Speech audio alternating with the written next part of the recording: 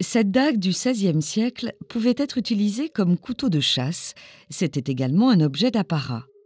Elle possède encore son poinçon et sa pique. Son fourreau, particulièrement raffiné, est orné d'une danse macabre inspirée d'un dessin de Hans Holbein le Jeune pour un fourreau de dague. Des squelettes ricanants viennent surprendre leurs victimes en les parodiant. Le squelette qui emporte l'empereur est coiffé de la même tiare et foule aux pieds l'orbe impérial, symbole de pouvoir. Celui qui attire la reine luxueusement vêtue porte une élégante écharpe et mime son attitude distinguée. Le squelette qui enlève le chevalier en armure joue du tambour et de la trompette ou du cornet.